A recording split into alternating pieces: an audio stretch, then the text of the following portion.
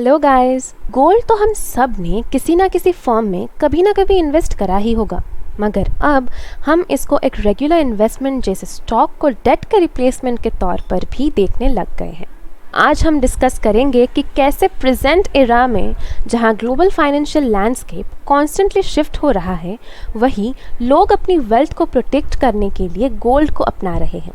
लेकिन ये physical gold के बारे में नहीं है, बल्कि गोल्ड एक्सचेंज ट्रेडेड फंड्स यानी ETFs के बारे में है। तो चलिए इसके बारे में थोड़ा डिटेल में समझते हैं।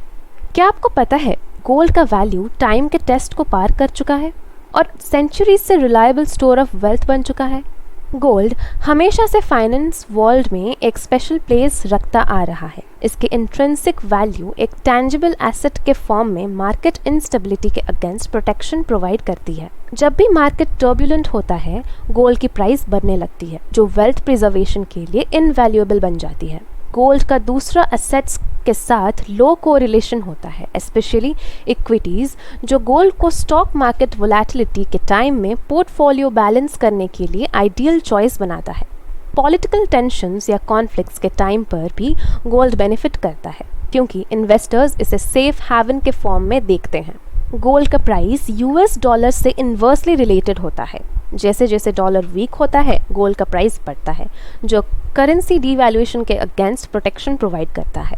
इसी वजह से रिसेंट ईयर्स में गोल्ड की demand specially global central bank से बढ़ गई है।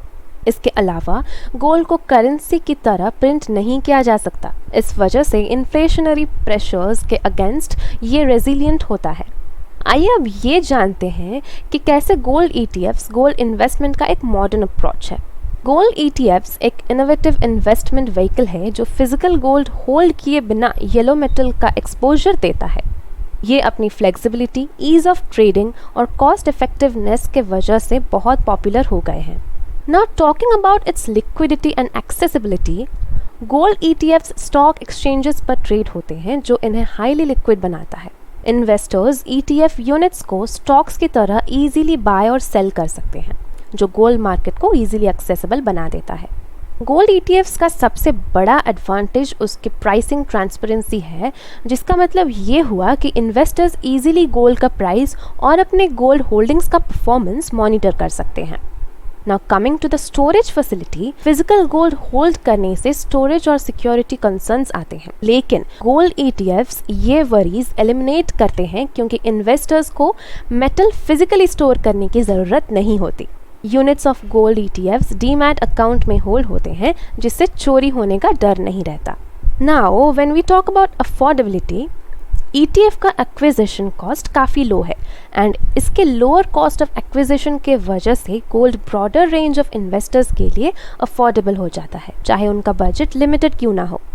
फिजिकल गोल्ड खरीदने से सिग्निफिकेंट कॉस्ट्स आती हैं, जैसे making charges, storage charges, dealer premiums etcetera. लेकिन गोल्ड ETFs का एडवांटेज ये है कि इसका एक्सपेंस रेशियो कंपैरेटिवली बहुत लो है। तो दोस्तों, गोल्ड ETFs अपनी वेल्थ को इकोनॉमिक अनसर्टेनिटी के टाइम सेफगार्ड करने के लिए एक अट्रैक्टिव और एक्सेसिबल मीन्स है। जितना ग्लोबल इकोनॉमिक लैंडस्केप इवॉल्व करेगा, गोल्ड अपना रिलायबल स्टोर ऑफ वैल्यू और प्रूडेंट इन्वेस्टमेंट चॉइस बना के शाइन करता रहेगा। So friends, this was all for today. और अगर आपको ये वीडियो यूज़फुल लगा हो तो प्लीज़ इसे लाइक करके अपने फ्रेंड्स के साथ ज़रूर शेयर कर दें और इस चैनल को ज़रूर से सब्सक्राइब कर लें। आपका थोड़ा सा सपोर्ट हमें ऐसे और इन्फॉर्मेटिव वीडियोस बनाने के लिए बहुत ज़्यादा मोटिवेट करता है। See you guys in the next video. Till then, take care.